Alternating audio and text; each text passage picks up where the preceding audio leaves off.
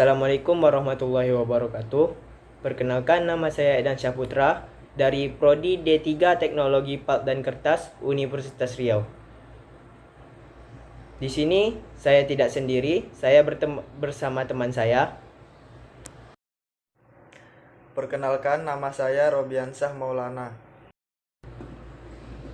Baiklah, di sini kami akan menjelaskan tentang jenis-jenis serat rayon dan proses pembuatan viskos rayon. Bahan baku utama kain tekstil adalah serat tekstil. Dalam hal ini, serat yang akan kita bahas lebih lanjut adalah serat viskos atau serat rayon.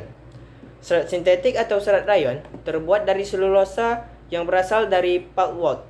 Serat ini memiliki panjang 3 mm dan tidak dapat langsung dipintal menjadi benang. Dalam industri, serat pendek dilarutkan secara kimiawi membentuk larutan viskos. Serat selulosa ini kemudian diregenerasi kembali dari larutan viskos membentuk serat panjang secara kontinu yang disebut serat rayon. Kemudian, serat rayon dipotong-potong seukuran dengan serat alam. Serat yang digunakan untuk pembuatan tekstil digolongkan menjadi dua golongan. Yang pertama, serat alam. Serat alam terbagi menjadi dua, yaitu serat tumbuh-tumbuhan, selulosa, dan serat binatang.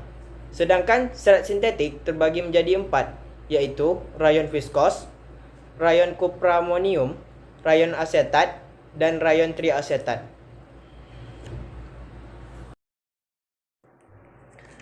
Baiklah, di sini saya akan menjelaskan tentang jenis-jenis serat rayon. Sesuai dengan cara pembuatan dan sifatnya, maka serat rayon dikenal ada beberapa jenis. Yang pertama, rayon viskosa.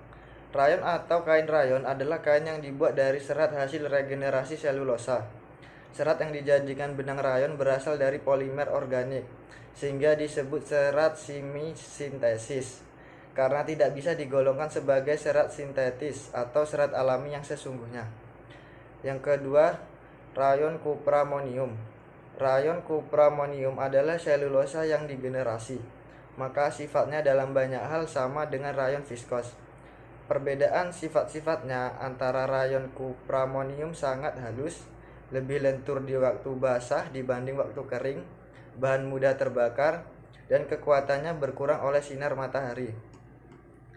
Ketiga, rayon high tenacity. Rayon dengan kekuatan tinggi adalah rayon viskosa yang kekuatannya lebih tinggi dari rayon viskosa biasa, yaitu dalam keadaan kering antara 3,0 sampai 5,6 gram per denier dengan mulur 17 sampai 7%.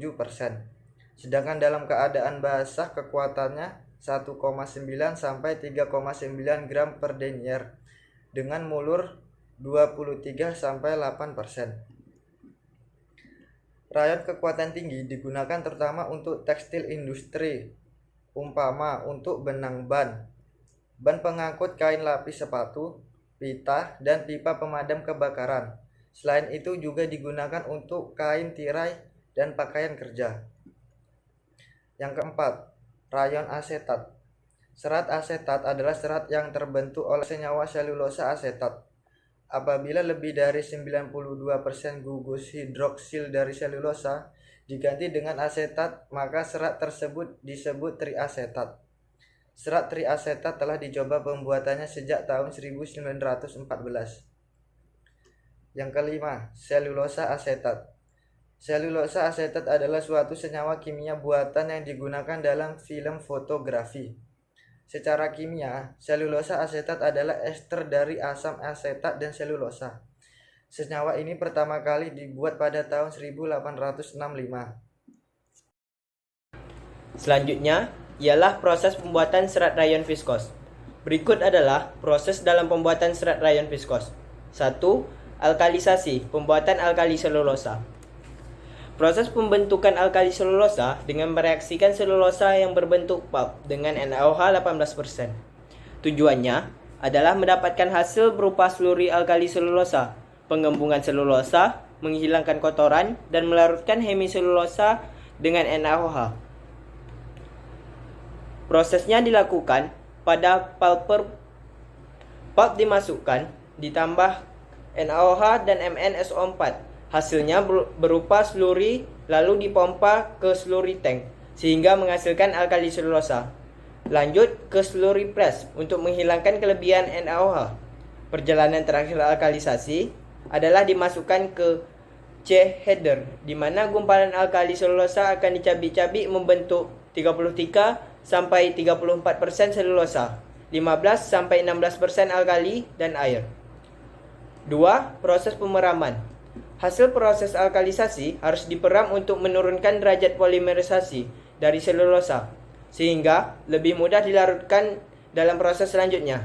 Proses ini dilakukan dalam aging drum dengan waktu pemeraman 5-6 jam dengan kecepatan putar 0,3 sampai 0,6 rpm.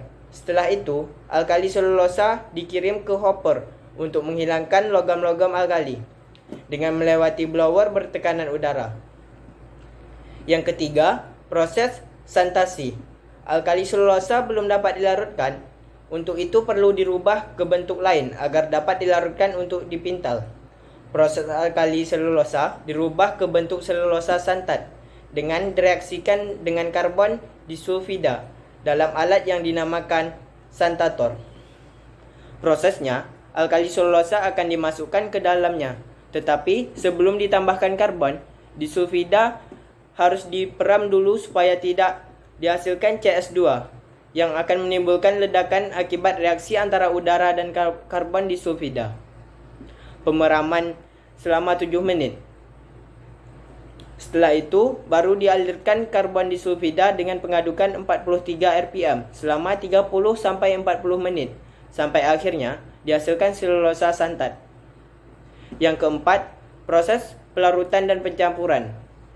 Pelarutan dilakukan dengan mereaksikan alkali selulosa santat dengan NaOH 20 gram per liter pada alat dissolver dan fan homogenizer yang berlangsung 1,25 sampai 1,75 jam pada kisaran suhu 15 sampai 20 derajat Celcius sehingga dihasilkan larutan yang kental yang disebut larutan viskosa.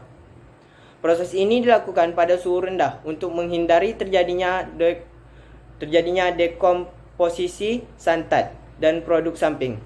Untuk itu, santator dilengkapi dengan alat pendingin. Selanjutnya dialirkan ke blender untuk menghasilkan larutan yang halus dan lebih rata. Yang kelima, proses pematang.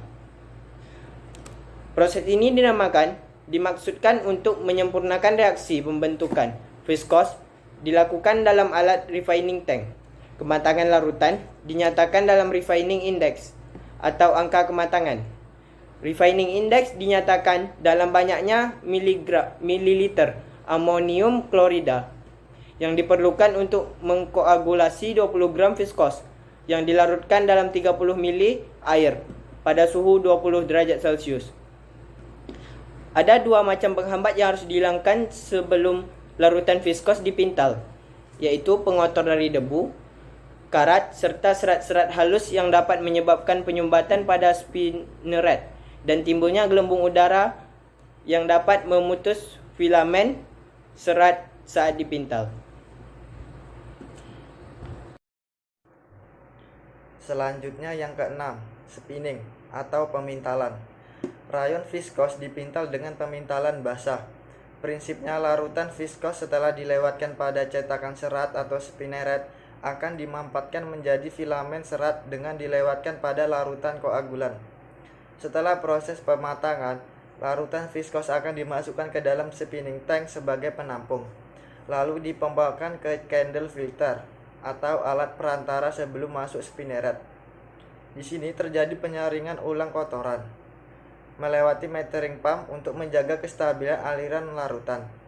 Setelah itu, larutan viskos dipintal lewat lubang spinneret dengan diendapkan lewat larutan koagulan membentuk filamen rayon atau disebut tow. Komposisi larutan koagulan yaitu asam sulfat, seng sulfat, dan natrium sulfat. Ketujuh, pemotongan tow. Tow merupakan kumpulan filamen yang panjangnya tidak berujung. Untuk itu, perlu dilakukan pemotongan agar memudahkan proses selanjutnya. Proses pemotongan dilakukan dengan memasukkan tow pada mesin pemotong dengan posisi vertikal dengan bantuan semprotan air bersuhu 120 derajat Celcius dengan tekanan 1,2 bar, sehingga dihasilkan serat staple atau potongan-potongan filamen dengan kisaran panjang 32, 38, 44, 51, dan 60 mm.